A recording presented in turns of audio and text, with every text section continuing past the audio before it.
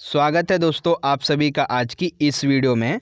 आज हम पढ़ेंगे क्लास 12 की पॉलिटिकल साइंस का न्यू सिलेबस के अकॉर्डिंग जो चैप्टर सेकंड है फर्स्ट बुक का दो ध्रुवीयता का अंत। इस चैप्टर के दोस्तों हम 6 मार्क्स के इंपॉर्टेंट क्वेश्चन आंसर करेंगे आज की इस वीडियो में। तो चलिए वीडियो को शुरू करते हैं बिना टाइम वेस्ट करते हुए। तो इस चैप्टर से दोस्तों सबसे पहला हमारा जो इम्पोर्टेंट क्वेश्चन बनेगा वो बनेगा सोवियत संघ का विघटन क्यों हो गया, यानी कि सोवियत संघ जो था उसके विघटन के क्या कारण थे। ठीक है, अब इसी को अलग से घुमा के पूछा जा सकता है कि उन कारणों का वर्णन कीजिए जिसकी वजह से सोवियत संघ का विघटन हो गया। ठीक है, या फिर ऐसे पूछा जाएगा कि शीत युद्ध की समाप्ति के परिणाम स्वरूप सोवियत संघ का विघटन हुआ, ऐसा क्यों। ठीक है, तो इस तरह से ये क्वेश्चन जो है वो अलग अलग तरीके से भी पूछा जा सकता है। ठीक है, तो चलिए देखते हैं इसका आंसर क्या होगा।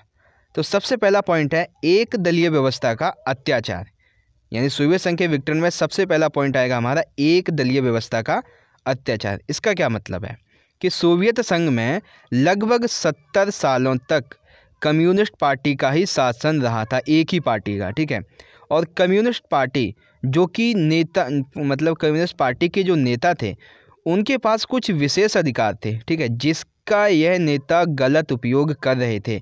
इसके परिणाम स्वरूप क्या हुआ कि वहाँ पर भ्रष्टाचार जो था वो बढ़ता जा रहा था और ये जो नेता थे वो अपने बाज़ारों को विदेशी कंपनियों के लिए खोलना नहीं चाहते थे। इसकी वजह से जो नागरिक थे और भ्रष्टाचार की वजह से जो नागरिक थे वो नेताओं से काफ़ी नाराज़ हो गए। ठीक है, ये एक कारण था सोवियत संघ के विघटन का। दूसरा कारण है नागरिकों का असंतुष्ट होना। दूसरा कारण है नागरिकों का असंतुष्ट होना, यानी कि देखिए इसका मतलब क्या है, नागरिकों से ज़्यादा जो अधिकार थे वो नेताओं को मिले हुए थे, यानी कि नागरिकों को कोई भी अधिकार प्राप्त नहीं था। जैसे यहाँ तक कि नागरिकों को अभिव्यक्ति एवं आलोचना का भी अधिकार नहीं था। ठीक है, और मीडिया पर भी सेंसरशिप लगी थी। देखिए जो कि एक संविधान का बहुत महत्वपूर्ण अंग होता है मीडिया पर भी इन्होंने सेंसरशिप लगा रखी थी। इसकी वजह से जो नागरिक थे वो भ्रष्टाचार के खिलाफ कुछ कर भी नहीं सकते थे और उन्हें कुछ पता भी नहीं चलता था। ठीक है, वहीं अगला प्रश्न है सोवियत संघ का हथियारों के प्रति मोह और अर्थव्यवस्था का पिछड़ापन, यानी कि जो सोवियत संघ है वो हथियारों के प्रति उसका ज़्यादा मोह था, इसकी वजह से उसकी अर्थव्यवस्था पिछड़ गई। मतलब क्या है, देखिए सोवियत संघ ने अपने सभी प्राकृतिक संसाधनों का उपयोग हथियार बनाने के लिए किया एवं उनके संचय में लगा दिया। यानी सोवियत संघ के पास जितने भी प्राकृतिक संसाधन थे उस संसाधनों का उपयोग उसने हथियार बनाने में, उनका संचय करने में कर दिया। इसकी वजह से सोवियत संघ के पास 100 प्राकृतिक संसाधनों की कमी हो गई और सोवियत संघ की जो अर्थव्यवस्था थी इसी वजह से पूरी तरीके से चरमरा गई। ठीक है, वहीं सोवियत संघ के पास, ये तो मैंने आपको बता ही दिया है, इसकी वजह से क्या हुआ कि औद्योगिक उपभोक्ता की वस्तुओं में कमी आ गई, जिसकी वजह से अर्थव्यवस्था गतिरोध अर्थात अर्थव्यवस्था पिछड़ गई। यानी कि अधिक से अधिक हथियार बनाने की वजह से औद्योगिकीकरण पूरी तरीके से खराब हो गया, उपभोक्ता की वस्तुओं में कमी हो गई, इसी वजह से इसे विदेशी कर्जा लेना पड़ा, जिसकी वजह से अर्थव्यवस्था गतिरोध हो गई अर्थात अर्थव्यवस्था पूरी तरीके से पिछड़ गई। ठीक है, वहीं आखिरी पॉइंट आएगा मिखाइल गोर्बाचेव की असफल नीतियाँ, यानी मिखाइल गोर्बाचेव 2 नीतियों के तहत इसमें सुधार करना चाहते थे। कौन कौन सी? पेरेस्ट्रोइका यानी कि पुनर्रचना, ग्लासनोस्ट यानी कि खुलापन। तो ये उनकी जो नीतियाँ थी वो असफल रहीं। यानी कि देखिए मिखाइल गोर्बाचेव के द्वारा हालांकि नीतियाँ तो लागू कर दी गई थी परंतु उनका जो सुधार था वो सोवियत संघ में बहुत धीमी गति से हो रहा था। ठीक है, मिखाइल गोर्बाचेव ने एक दलीय व्यवस्था को समाप्त करना चाहा था, तो कम्युनिस्ट पार्टी के जो लोग थे उन्होंने मिखाइल गोर्बाचेव की इन नीतियों का विरोध किया, क्योंकि इससे उनके सभी विशेषाधिकार समाप्त कर दिए जाते अगर ये नीतियां लागू हो जाती पूरी तरीके से।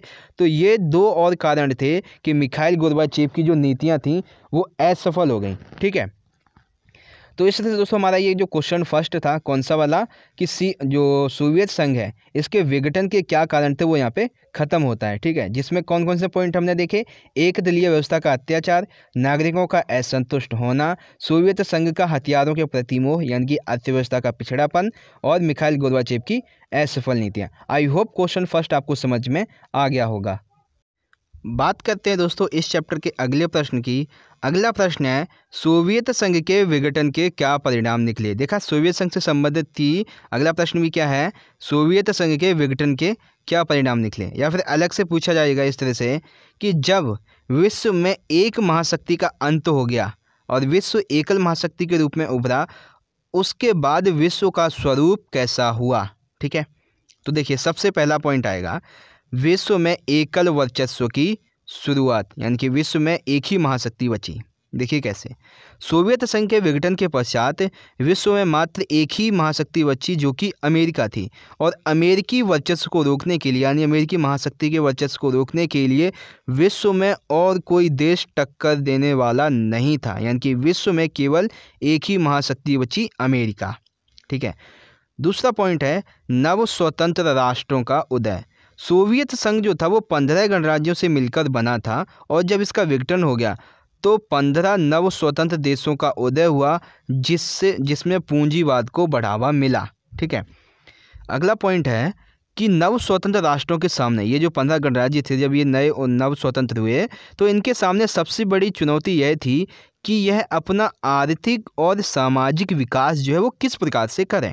ठीक है, तो ये एक बड़ी समस्या थी इन नव स्वतंत्र राष्ट्रों के सामने। ठीक है, तीसरा पॉइंट है गुटनिरपेक्ष आंदोलन की प्रासंगिकता पर प्रश्न चिन्ह, यानी कि जब सोवियत संघ का विघटन हो गया तो इस पर प्रश्न चिन्ह लग गया गुटनिरपेक्ष आंदोलन पर। क्यों? देखिए, कुछ विद्वानों का कहना है कि शीत युद्ध के दौरान शीत युद्ध की पकड़ को ढीला करने के लिए एवं नव स्वतंत्र देशों के विकास के लिए तीसरे विकल्प के रूप में गुटनिरपेक्ष सामने आया था। लेकिन जब शीत युद्ध समाप्त हो गया है, सोवियत संघ का विघटन भी हो गया है, तो क्या अब गुटनिरपेक्ष आंदोलन की आवश्यकता रह गई है? तो यानी कि गुटनिरपेक्ष आंदोलन की प्रासंगिकता पर प्रश्न चिन्ह लग गया सोवियत संघ के विघटन के पश्चात। ठीक है, हालांकि हमें गुटनिरपेक्ष आंदोलन की अभी भी आवश्यकता है। क्यों? जैसे अमेरिकी वर्चस्व से बचने के लिए, नव स्वतंत्र राष्ट्रों के सामाजिक आर्थिक विकास के लिए, और अंतर्राष्ट्रीय स्तर पर जो अंतर्राष्ट्रीय संगठन होते हैं उसमें ये जो अमेरिका है इसकी मतलब रुतबे को रोकने के लिए। ठीक है, गुटनिरपेक्ष आंदोलन की हमें आवश्यकता है। वहीं आता है अगला पॉइंट, आतंकवाद का उदय। आतंकवाद का उदय। ठीक है, पॉइंट फर्स्ट देखिए, सोवियत संघ के विघटन के पश्चात अमेरिका ने अपने वर्चस्व को स्थापित करने के लिए, अपने वर्चस्व को अधिक से अधिक देशों में स्थापित करने के लिए कई देशों में हमले किए, जैसे ईरान, अफगानिस्तान। ठीक है, अमेरिका इसमें मतलब ईरान अफगानिस्तान में अमेरिका ने अपने सैन्य अभियान चलाए और वहाँ पर आतंकवाद को बढ़ावा दिया। ठीक है, तो कुछ इस तरह का सोवियत संघ के विघटन के पश्चात जो विश्व का जो स्वरूप था वो बदल गया। कैसा? कि विश्व में एकल वर्चस्व की शुरुआत हो गई, नव स्वतंत्र राष्ट्रों का उदय हुआ, जिनके सामने सबसे बड़ी जो समस्या थी वो उनका खुद का अपना देश का आर्थिक और सामाजिक विकास कैसे करें, ये समस्या हो गई। और गुटनिरपेक्ष आंदोलन की जो प्रासंगिकता है उस पर भी प्रश्न चिन्ह लग गया था, और आतंकवाद का उदय हुआ था। अमेरिका एक महाशक्ति बना और उसने कई देशों जैसे ईरान, अफगानिस्तान इसमें अपने सैन्य अभियान चलाए और आतंकवाद को भी बढ़ावा दिया। ठीक है, अगला तो ये था हमारा क्वेश्चन नंबर सेकंड कि सोवियत संघ के विघटन के क्या परिणाम निकले, या फिर जब विश्व में एक ही महाशक्ति बची तो तब विश्व का स्वरूप कैसा था। ठीक है, अब बात करते हैं अगले प्रश्न की। अगला है कि भारत और सोवियत संघ के संबंधों का वर्णन कीजिए। देखिए, इसमें एक और क्वेश्चन बन सकता है कि भारत और रूस के संबंधों का वर्णन कीजिए। ठीक है, लेकिन मोस्टली जो क्वेश्चन पूछा जाता है वो भारत और सोवियत संघ के संबंधों के बारे में पूछा जाता है। ठीक है, तो देखिए पहला है सांस्कृतिक। ये सांस्कृतिक वाला जो पॉइंट है दोस्तों, ये आप रूस के बारे में भी लिख सकते हैं। ठीक है, कि भारतीय हिंदी फिल्मों के जो नायक हैं जैसे राज कपूर से लेके अमिताभ बच्चन तक, ये सोवियत संघ के बाकी गणराज्यों में घर घर तक जाने जाते थे, और बड़ी संख्या में जो भारतीय लेखक और कलाकार थे इन्होंने सोवियत संघ की यात्रा की थी। वहीं जहाँ पे सोवियत संघ लिखा है वहाँ पे आप रूस लिख दीजिएगा तो भी आपको इस पॉइंट के मार्क्स मिल जाएंगे। ठीक है, क्योंकि भारत और सोवियत संघ, भारत और रूस, इन दोनों के साथ ही जो मतलब भारत के रूस और सोवियत संघ के साथ सांस्कृतिक संबंध एक जैसे ही थे। ठीक है, बात करते हैं आर्थिक संबंधों की। आर्थिक संबंधों में कुछ थोड़ा बदलाव आया था। ठीक है, रूस के बारे में और इसके बारे में थोड़ा सा बदलाव आया था। तो देखिए आर्थिक संबंध क्या है। सोवियत संघ की सहायता से ही भिलाई, बोकारो और विशाखापट्टनम के इस्पात कारखाने तथा भारत में हैवी इलेक्ट्रॉनिक जैसी मशीन यंत्रों के लिए आर्थिक और तकनीकी सहायता दी। यानी कि सोवियत संघ ने भारत में जो भिलाई, बोकारो और विशाखापट्टनम नाम के जो इस्पात हैं कारखाने हैं वो सोवियत संघ के द्वारा यहाँ पे स्थापित कराए गए। और सोवियत संघ जो है वो भारत को हैवी इलेक्ट्रॉनिक्स, ठीक है, और मशीन यंत्रों को भारत को देता रहता है, इसमें सहायता प्रदान करता है, ठीक है।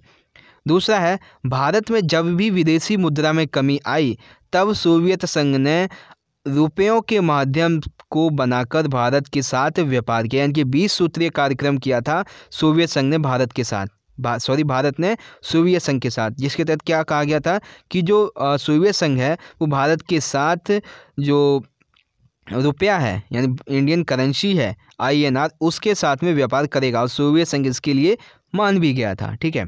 यानी कि हमारे संबंध जो है वो इसके साथ काफ़ी अच्छे रहे हैं। अब आता है राजनीतिक संबंध, यानी कि सोवियत संघ और भारत के राजनीतिक संबंध कैसे रहे हैं उसके बारे में, ठीक है। तो देखिए पहला पॉइंट, सोवियत संघ ने कश्मीर मामले पर संयुक्त राष्ट्र संघ में भारत का समर्थन किया है। यानी कि UNO में जब भी कश्मीर का जो मामला है वो उठता है तो हमेशा सोवियत संघ ने भारत का समर्थन किया है। और करंट में अगर हम बात करें 2020-21 की तो ये मामला पूरी तरीके से सुलझ चुका है, ठीक है।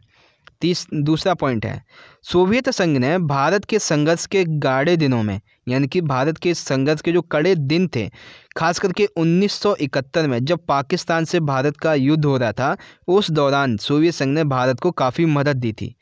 भारत ने भी सोवियत संघ की विदेश नीति को, यानी भारत जो था उसने सोवियत संघ की जो विदेश नीति है उसको प्रत्यक्ष रूप से तो नहीं लेकिन अप्रत्यक्ष रूप से लेकिन बहुत महत्वपूर्ण तरीके से उसका समर्थन भी किया था। वहीं अब लास्ट बचता है सैन्य, यानी कि भारत और सोवियत संघ के सैन्य संबंध कैसे थे, ठीक है।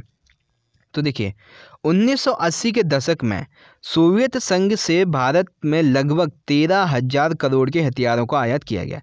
यानी कि 1980 के दशक में भारत में सोवियत संघ से लगभग 13,000 करोड़ हथियारों का आयात किया गया।